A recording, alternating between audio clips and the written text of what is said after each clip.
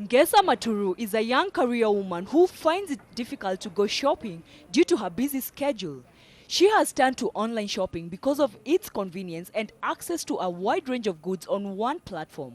First thing is convenience. Second thing is delivery to my doorstep.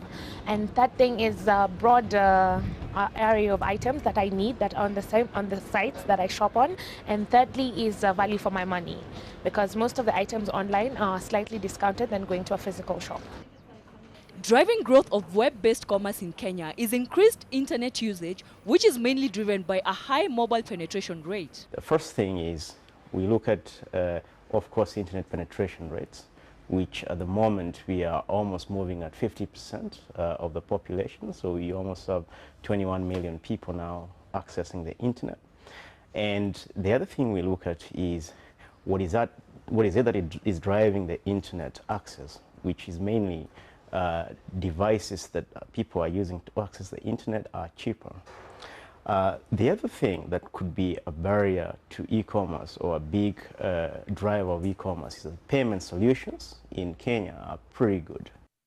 New entrants in the market are cashing in on Kenya's tech-savvy population to provide web-based solutions to satisfy consumer needs. Kenya specifically seemed to be a very easy target just because Kenya is the technological hub of East Africa, for one. The two, people in Kenya are also very tech savvy, where they're used to browsing the internet on their mobile phones because of M-Pesa from Safaricom. So given these factors, also the middle class is really rising. It's a thriving economy. And we have major cities with dense populations. So all these different ingredients was a perfect reason to really launch into Kenya, hence it was a fourth venture. Online retailers have experienced outstanding progress and are confident that the numbers will continue to rise. If we just look at the numbers for the last 2 years that the brand has been in this country, absolutely, Kenyans are ready to embrace online classifiers like OLX, because I think the growth rate has actually surprised us. We've probably seen a growth rate above 500% per year of the number of people who are actually selling items. For us, that's the key number that we'll be interested in. Because at the end of the day, we know that people will still come to the site, but are people ready to sell things on the site? Are they comfortable doing it? So what we see is that the growth has been tremendous in the last 2 years. So yes, we think they are ready. On a monthly basis, we see about 300,000 people that visit our website. And keep in mind, we've just launched a little over a year ago. So this is, still, we're very proud of this. We've been realizing growth of about 20% month over month since our inception. And this number is obviously going to continue to grow and ramp up.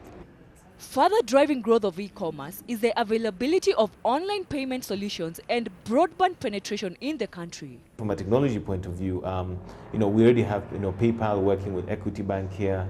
NM Bank has been offering businesses the opportunity to sell online for years. And also KCB have a product, I think, through a company called Knightsbridge, which also allows you to e-commerce enable your website.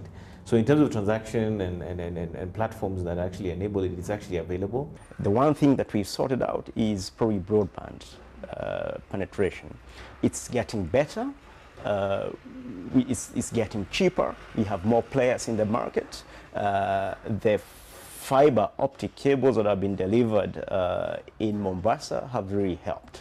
And also having more competition within the provision of data has actually helped.